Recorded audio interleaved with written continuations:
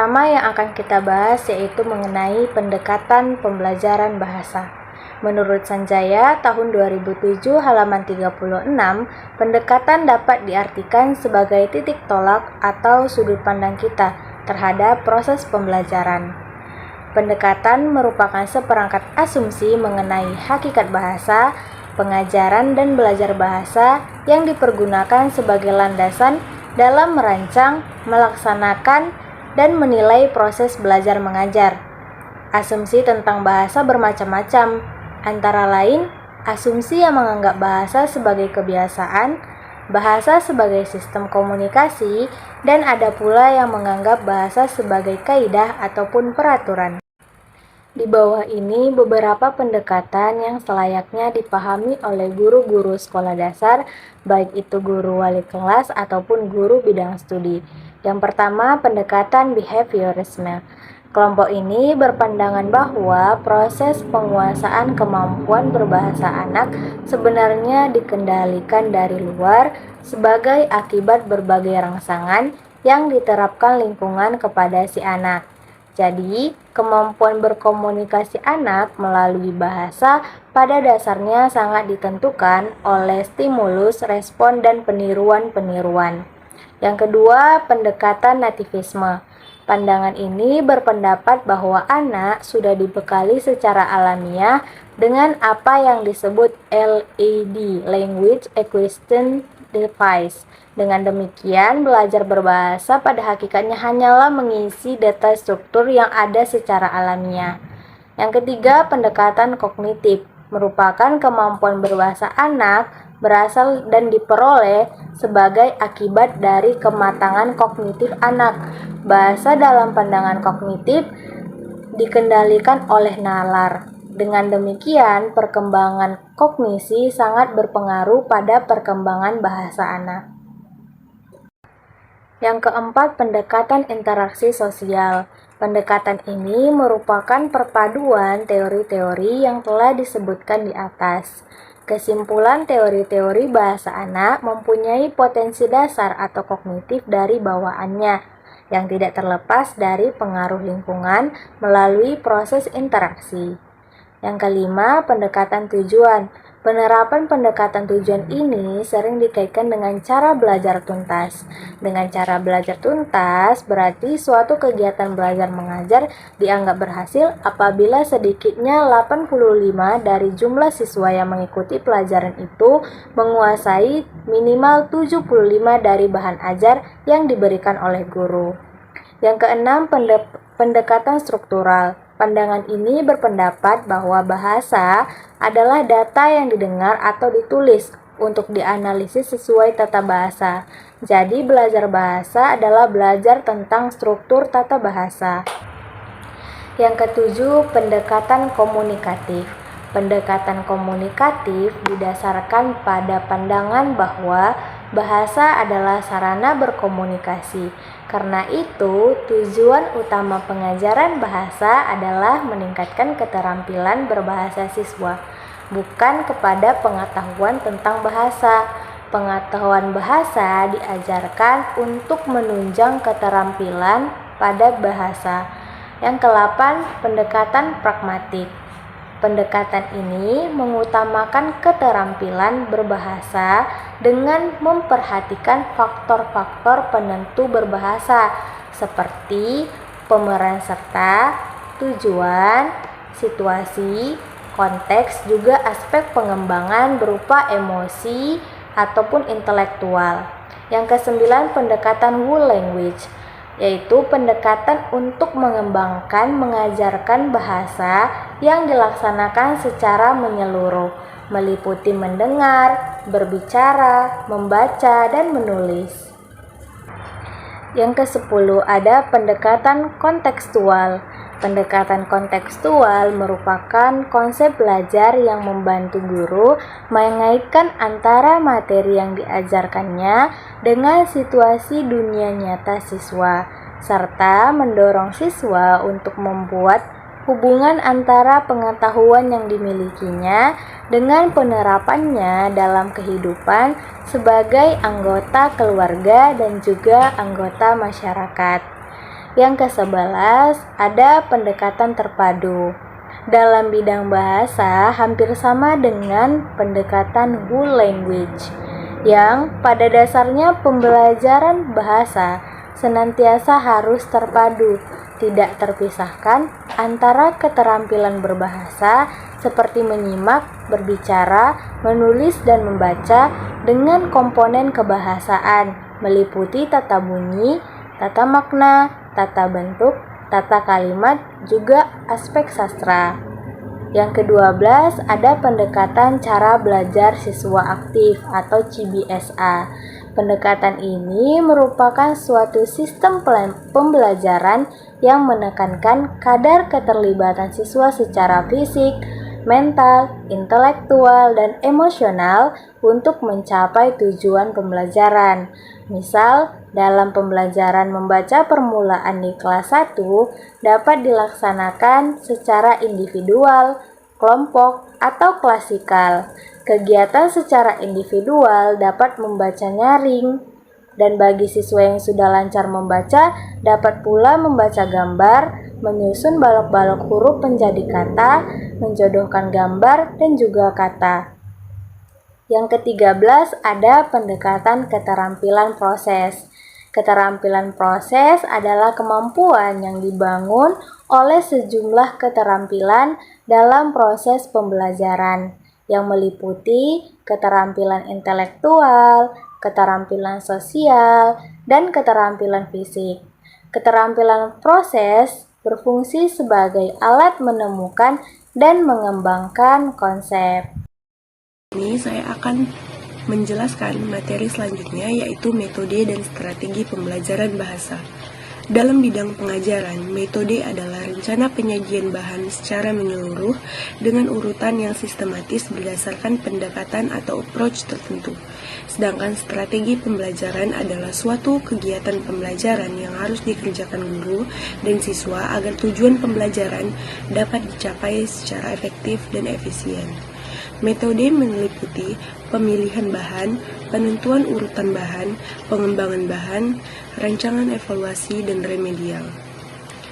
Jika dikaitkan dengan kurikulum 2004, maka langkah metode ditetapkan setelah guru menetapkan kompetensi dasar atau KD beserta indikator-indikatornya. Berikut ini beberapa metode pembelajaran bahasa yang masih digunakan, yaitu yang pertama metode langsung. Metode ini menerapkan secara langsung semua aspek bahasa dalam bahasa yang diajarkan. Misalnya, dalam pembelajaran bahasa Indonesia bagi anak-anak di daerah, bahasa pengantar di kelas adalah bahasa Indonesia tanpa diselingi bahasa daerah atau bahasa ibu. Keunggulan dari metode ini antara lain, murid terhindar dari verbalistik dan dapat mempergunakan bahasa yang diajarkan secara wajar dan konstekstual. Yang kedua ada metode alamiah. Metode ini memiliki prinsip bahwa mengajar bahasa baru atau seperti bahasa kedua harus sesuai dengan kebiasaan belajar berbahasa yang sesungguhnya sebagaimana yang dilalui oleh anak-anak ketika belajar bahasa ibunya. Jadi, pada awal pembelajaran, gurulah yang banyak berbicara atau bercerita dalam rangka memperkenalkan bunyi-bunyi, kosakata, dan struktur kalimat sederhana. Setelah mereka dapat menyimak dengan baik, kemudian anak-anak diajak berbicara dan selanjutnya mulai diperkenalkan dengan membaca dan menulis. Yang ketiga, metode tata bahasa. Metode ini dipusatkan pada pembelajaran vocabulary atau kosakata dan tata bahasa. Isi pelajaran terutama ditunjukkan untuk mempelajari kata-kata dan tata bahasa. Kelebihan metode ini terletak pada kesederhanaannya dan sangat mudah dalam pelaksanaannya. Guru memberikan daftar kosakata dari teks dan kemudian diberikan penjelasan-penjelasan tentang tata bahasanya. Yang keempat ada metode terjemahan. Metode terjemahan atau the translation method adalah metode yang lazim digunakan untuk pengajaran bahasa asing. Kelebihan metode ini dalam hal kepraktisan dalam pelaksanaannya dan dalam hal penguasaan kosakata dan tata bahasa dari bahasa yang baru dipelajari siswa. Selanjutnya, metode pembatasan bahasa. Metode ini menekankan pada pembatasan dan penggradasian kosakata dan struktur bahasa yang akan diajarkan. Pembatasan ini dalam hal penggunaan kosakata dan urutan penyajian, kata-kata dan pola kalimat yang tinggi pemakaian di masyarakat diambil sebagai sumber bacaan dan latihan penggunaan bahasa. Selanjutnya ada metode linguistik. Prinsip yang menjadi landasan metode ini adalah pendekatan ilmiah, sebab yang menjadi landasan pembelajaran senantiasa hasil penelitian para linguis atau ahli-ahli bahasa. Titik pembelajaran pada penguasaan bahasa lisan. Sebelum pembelajaran diteliti terlebih dahulu persamaan dan perbedaan bahasa ibu dengan bahasa yang akan diajarkan, terutama persamaan dan perbedaan mengenai bunyi-bunyi bahasa, perbendaharaan kata-kata, struktur kata dan kalimat. Yang selanjutnya ada metode SAS atau Struktural Analitik Sintetik. Berpandangan bahwa pengamatan atau penglihatan pertama setiap manusia adalah global atau bersifat menyeluruh. Dengan demikian, segala sesuatu yang akan diajarkan kepada murid haruslah mulai ditunjukkan atau diperkenalkan strukturnya secara global. Setelah itu baru dicari atau menemukan bagian-bagian dari struktur global tersebut. Ini yang disebut dengan tahap analisisnya. Yang selanjutnya ada metode bibahasa. Metode ini hampir sama dengan metode linguistik, seperti yang telah diuraikan. Bahasa ibu yang digunakan oleh murid-murid untuk menerangkan perbedaan-perbedaan fonetik, kosakata, struktur kalimat, dan tata bahasa. Kedua dari bahasa tersebut. Perbedaan-perbedaan tersebut digunakan sebagai dasar dalam latihan-latihan yang diberikan secara sistematik. Yang selanjutnya ada metode unit. Metode ini berdasarkan 5 tahapan pembelajaran, yaitu mempersiapkan murid untuk menerima pelajaran, menyajikan bahan, bimbingan melalui proses induksi, generalisasi, dan penggunaannya. Selanjutnya ada teknik pembelajaran bahasa. Teknik yang pertama yaitu teknik ceramah. Teknik ini digunakan untuk menyampaikan informasi bagi siswa sekolah dasar, sekolah rendah. Teknik ini diperlukan sebagai latihan keterampilan menyimak. Yang selanjutnya ada teknik tanya jawab. Penggunaan teknik tanya jawab ini dapat diterapkan pada latihan keterampilan menyimak, berbicara, membaca, dan menulis. Yang selanjutnya ada teknik diskusi kelompok. Peran guru terutama dalam pemilihan bahan diskusi, pemilihan ketua kelompok, dan memotivasi siswa agar mau berbicara atau bertanya. Yang selanjutnya ada teknik pemberian tugas. Teknik ini bertujuan agar siswa lebih aktif dan mendalami pembelajaran dan memiliki keterampilan tertentu. Yang selanjutnya ada teknik bermain peran. Dengan menghayati peran-peran tersebut, diharapkan siswa terlatih untuk menghargai jasa dan peranan orang lain dalam kehidupannya. Juga berlatih kerjasama dengan orang lain. Selanjutnya ada teknik karya wisata. Teknik ini dilaksanakan dengan cara membawa langsung siswa kepada objek yang ada kaitannya dengan materi pembelajaran. Yang selanjutnya dan yang terakhir adalah teknik sinetik. Strategi pengajaran sinetik merupakan satu strategi untuk menciptakan kelas menjadi suatu masyarakat intelektual yang menyediakan berbagai kesempatan bagi siswa untuk bertindak kreatif dan menjelajahi gagasan-gagasan baru dalam bidang-bidang ilmu pengetahuan alam, teknologi, bahasa, dan seni. Selanjutnya, model-model pembelajaran bahasa.